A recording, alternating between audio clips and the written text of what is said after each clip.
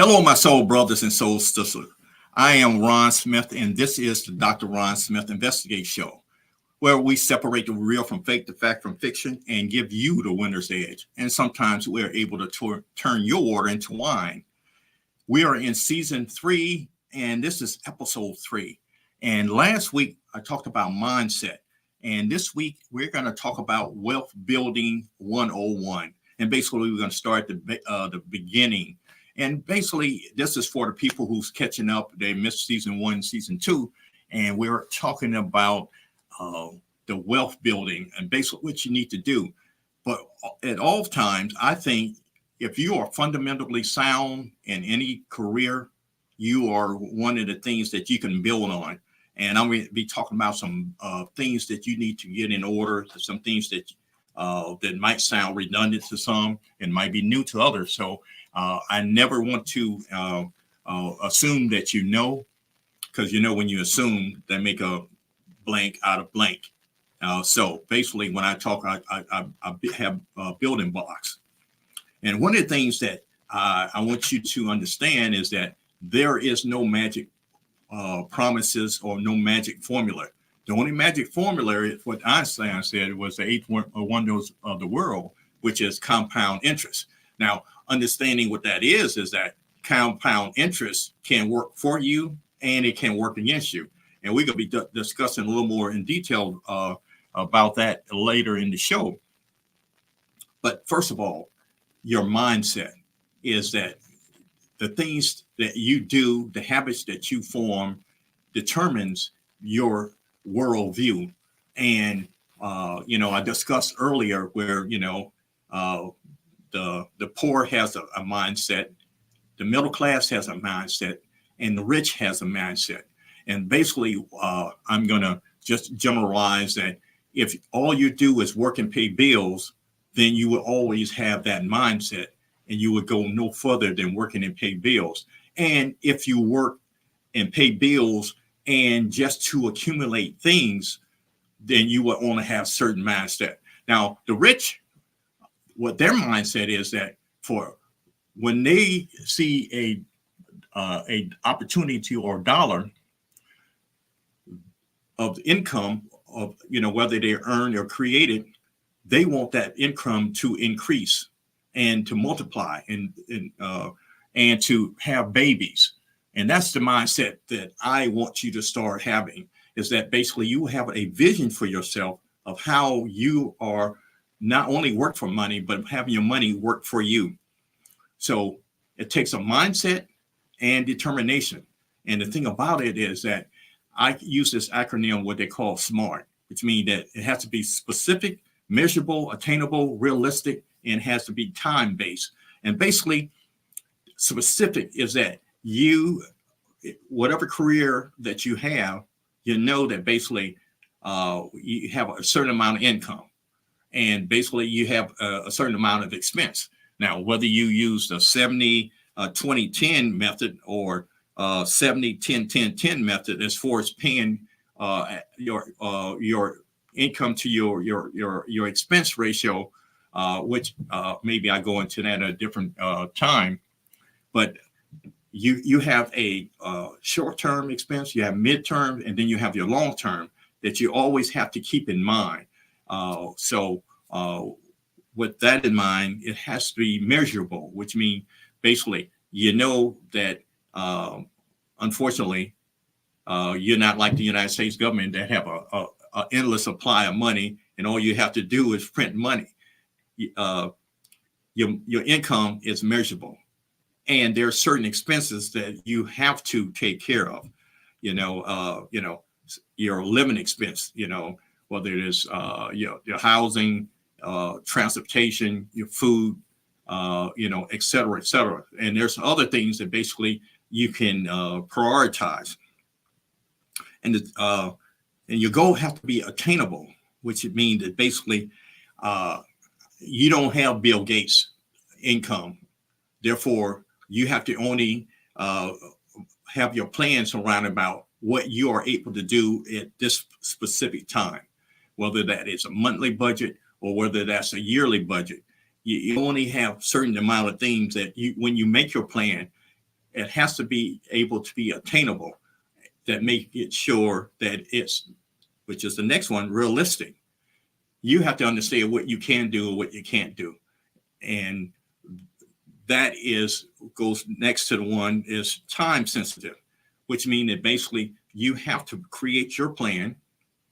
Therefore, I'm going to do this within the next quarter. I'm going to do this within the next 6 months, or I have a annual plan.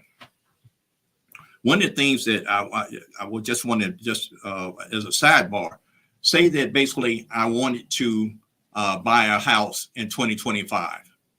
Now is the time that basically I should be planning for how I can make sure that it's attainable, which means that basically there's some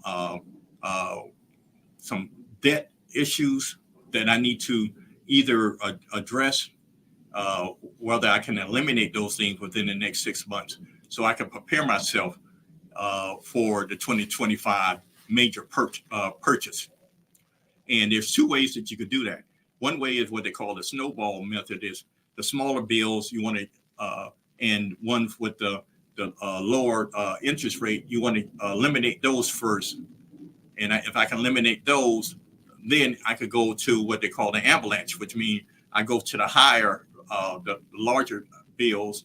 And we're not talking about mortgage, or we're not talking about a car payment, but some other credit card debts and some of the other small loans that we have hanging out there.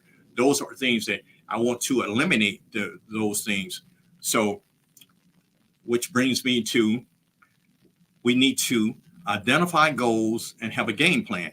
So basically, I just gave you a game plan, which means that basically, if I'm planning on purchasing a home, or let's say right now I'm renting, or I'm staying at home and I need to purchase a car, that could be your plan. So it all depends on, where your income level is and where you are in life.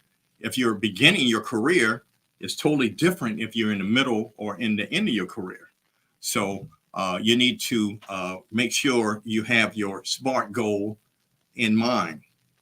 The next thing is budgeting. And I'm probably going to be repeating myself over and over on some of these key issues, because it's very important that you create a budget. And basically, as I mentioned, your budget is actually matching your income and expenses. I mentioned the 70-20-10, which is 70% of your income will go towards your housing, your car, your food, all of those essential things that you must have in order to, to actually live. 20% goes to reducing your debt and saving.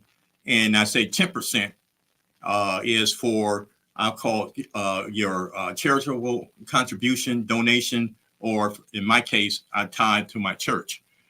Now, there one of the best formulas that I've seen is 70-10-10-10, which in me 7% of those total essentials, and 10% savings, 10% debt reduction, as well as 10% as budgeting. Now, whatever formula that actually works for you is one that you need to have a plan, and basically you need to stick to it, which means basically you have to identify your income, you have identified your expenses, and how you are going to prioritize those things. And at the same time, you need to look at the things that you call your assets and things of your liabilities, and make sure those things are being balanced. The next thing you need to do, and we're talking about building wealth 101, is building a emergency fund. And I really don't like to use that term, but it's throughout the industry, people talks about emergency fund. I like to call it, a discretionary fund, which means basically a fund that you have within that, 70-10-10-10. It could be that saving part of it. that you have to give you peace of mind. One of the things that happened to me, even just this past week, is that I needed a new battery for my vehicle. Thank God it wasn't nothing more expensive than that, because my state inspection was due. So I wanted to take care of that, as something was going on with my ignition, I thought. But the $200 came from my I call my discretionary fund, money that I had put aside, so just in case something happened. And if you own a vehicle, you're gonna need tires. God forbid that you have anything goes wrong with your engine or your transmission, because those are major expenses. But those are some of the things that you want to have in mind. And if you own a house, there's always something that you need to do. We live in Virginia Beach right now, and God forbid if we have a major storm that basically rips some of your shingles off or your siding off. And the reason why I mention that is that I have learned that there are certain expenses that you don't want to ask your insurance company to pay for. And that might be another subject that I need to address, because basically once you start using your deductible and your insurance, after 2 or 3 uses of that, basically they either raise your deduction or deductible or your premium, or they actually kick you out of your insurance. So one of the things that I am saying to you is that is the fund to basically, do the mini repair on your home. Get a guy to actually do your replace your shingle or replace the siding, and not do it as from part of the insurance.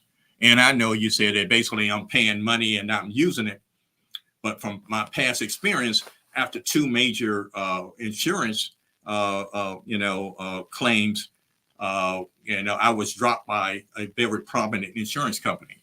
And as national disasters are happening in other parts of the country, we are experiencing our own insurance being increased. So, and think about it. If you just have to go to the ER for something that's not really life-threatening, those are medical bills that, that's anything under $1,000. I think there's, you can probably consider that's not a major medical bill. Trust me, because those things can actually explode on you. So building a discretionary fund, i.e. emergency fund, comes in handy. And that's one of the things that basically you want to make sure you do. And one of the best systems that I have seen in place is that putting some of your larger bill on auto pay, which means that basically you don't want to get behind in certain aspect. Whether it's your mortgage or rent, make sure you put that on auto pay, your car payment on auto pay. And so just to wrap up in the first part of this, we're talking about wealth building 101. And we're talking about identifying your goals and having a game plan, budgeting your income and sticking to it, building a discretionary fund or emergency fund, and putting some of your large bills on auto pay. And the whole thing is that you have to be in control of your finances. And the only way you can actually do that is having a plan. So we're going to take a brief segment, a brief break, and then we're going to continue with Wealth Building 101.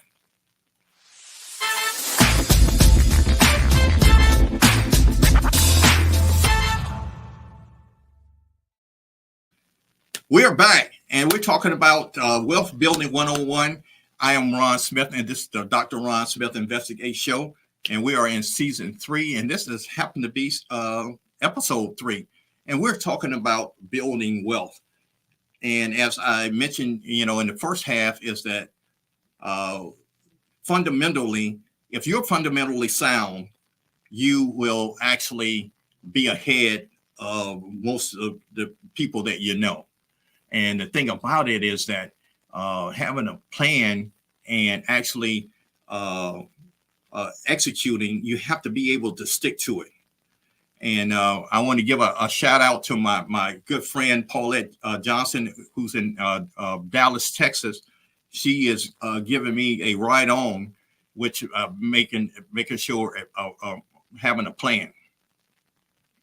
And the best way to start is actually have a what I call a rich mindset, which means basically when as you creating your plan, how do you make your money work for you instead of having to work for money? And I start off with using the acronym or SMART, be a specific, measurable, attainable, realistic, and time sensitive. And we're talking about identifying goals, creating a game plan, creating a budget and sticking to it. And I gave you 2 examples of some of the things that you do. Basically, I've heard of the 70, 20, 10. The best one I really can create, because you can actually visualize it better. 70, 10, 10, 10. Basically, 70% of your income of things that are vital to life, 10% of savings, 10% of debt reduction, and 10% actually, I call it tithing, making charitable donation, et cetera, et cetera.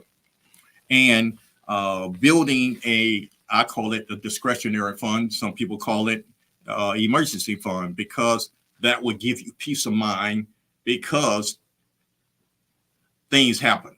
I know the other slogan, S happened, but things don't happen. And then I give you an example of that. Basically, I had to put a battery into my vehicle, which was not planned, but I had enough money in my discretionary fund that I didn't have to go over into the pot to disrupt my budget. And sometimes you're going to find that there are budget busters.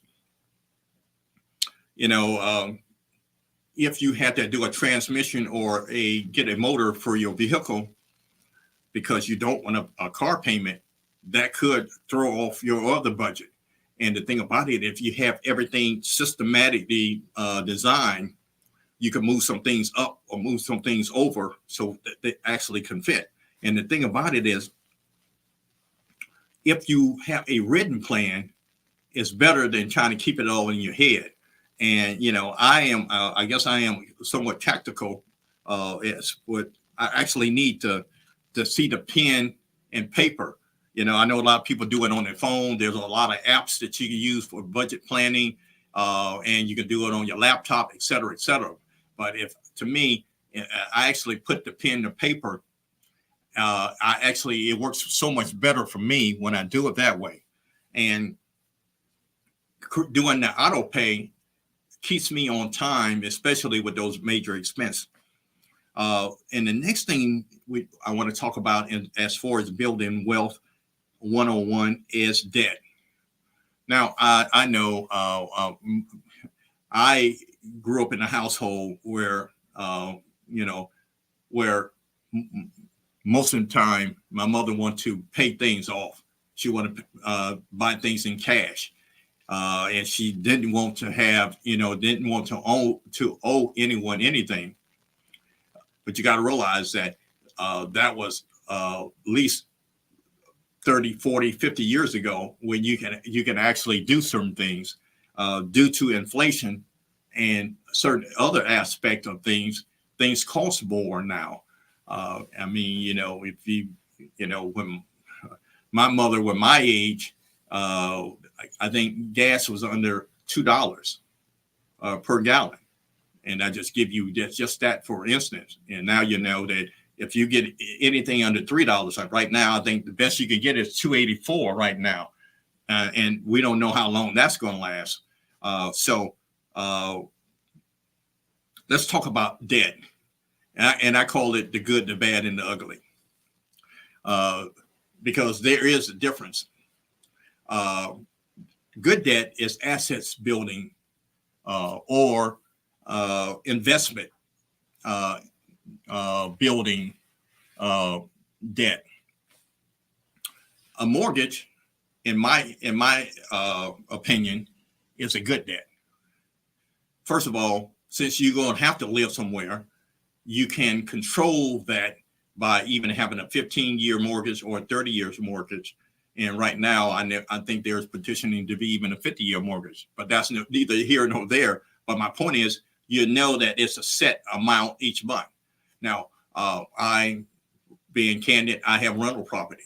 And one thing about that is that I can increase rent almost every year if that's one of the strategies that me and my team decide to do.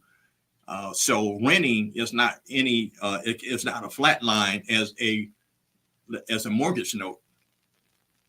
And basically, if you there's some write-offs, some interest payments, and some other things that you could do with a home that you can't do in rent.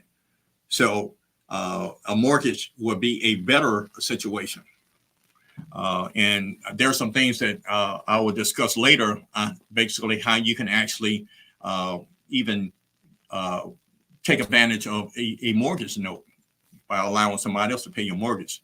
That's another one of those things that we're going to talk about in depth later. Now, one of the things over my time, I used to think everybody should have a college education. As I get older, I realize that that's not necessarily true anymore. And it's not necessary that everybody should go to college. But higher education can be an investment if you understand what it is and what it can't do. And basically, when you have that mindset that I talked about in the beginning, determination, and have a vision for what that can do for you. There are, you can be a welder that can make $60,000, $80,000, $100,000. Now, let's think of it. I'm just going to basically, you could do that and go to a community college or a trade school. If you are underground, underwater welder, which means basically you have to be scuba qualified, et cetera, you could make top six figures doing that. Matter of fact, I met a man who goes around the world. Matter of fact, he told me he was in Japan, and he stays there about 3 or 4 months, training other people how to do the underwater welding. And he makes, I think he was telling me then he was making $250,000 just for the training. So, and that doesn't require a college education, but he is a true professional. That basically, those are there are other examples that you can achieve 6 figures or more without a 4-year degree. And one of the things that you should be able to consider. And there's I could give you more and more examples of that, but my point is, a mortgage and higher education, and I should say a trade or trade school or community college, is an investment, and that is a good debt. Now let's move on to the bad. The bad is a car payment. One of the things that I learned real quick was basically you get in that new car, you could do a U-turn out of the parking lot and go back into the dealership. The value just went down. That is a bad debt. Even though you're going to need the debt for, transportation, you need it for going to work, you need to do it for, shopping, et cetera, et cetera. But there's ways that don't consider that, whether it's a Lexus or Mercedes or whatever your Acura, whatever it was, when you sit down, you're behind in that vehicle. and you took off in it before the ink get wet on the contract, it has decreased in value. So there's different ways that actually, there's ways that you can negotiate the value of that car. There are certain days that you can purchase the car that's better than others. There is a difference between getting a money from a bank than a credit union. So there are so many things that you can negotiate to make that purchase better. But it's still considered, because it don't increase in value, I consider that to be a bad debt. Okay, credit cards. It's easily accessible to your way of life, and basically, if you use that correctly and make sure you pay it off before the installment date on that, and you can actually control how you actually spend, and then you won't be paying the higher interest rate. At the same time, the credit card utilization is one of the things that I've learned that nobody told me about, is that if I had a $10,000 limit, I should not go over $3,000. And actually, $2,500 is probably the correct way to use that credit utilization, because all these things reflect on your credit score, which hopefully I have time to talk about that. I'm going to share some few minutes to talk about that. Ugly.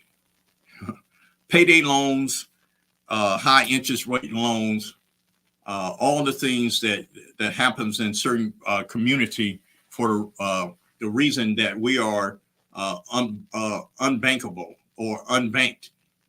And you got to watch out for these little fees. ATM fee here, $3 or $4 here, $5 here, late payment here. All those things start adding up quick, and they are adding up real fast now. If you take a look, if you got credit cards, take a look at your interest rate and how this time last year compared to where we are right now. I'm quite sure it went up at least 6%, if not higher. And you got to be very cognizant of that. Okay, I'm going to have to start wrapping things up here because my time is winding down. But here are 5 principles of financial literacy. Budgeting, improving your credit score, saving, borrowing, and repaying your debt, and investing. And basically, I'm budgeting. I'm going to sound redundant, but there's different ways you can do it. Remember, I talked about the 70, 20, 30, or the 70, 10, 10, 10. And there's, many ways that you can, put a slice of cake, but you have to make sure that you are consistent and make sure that it's a habit. And there's some ways that basically you put some of the items on auto pay that basically you can set it and kind of forget it. But keep a track to make sure that those dates meet the same dates that these company requires that you do. And I mentioned credit score. One of the things you need to do as soon as possible is get all 3 of your credit reports from Equifax, TransUnion, and Experian. And you can call them directly, and they will give you all 3 of them, because you want to actually look at all 3 of them at the same time. Believe it or not, some may have different information on each different ones. And I'm going to start within the next couple of weeks of how to actually start addressing to see what's on your credit score. And because that's important, especially remember I said if you had a vision that you want to buy or purchase a house or a car, it all depends on where you are. Now, that is Wealth Building 101. And we're just getting started, because there's more information that I want to give you. But right now, I'm gonna pump my brakes and I'm gonna slow down because I really appreciate your time. The time is one of those things that you can't save. You got to spend it, and basically, I just like to share it with you. So until we meet again, my time is up, and I thank you for yours.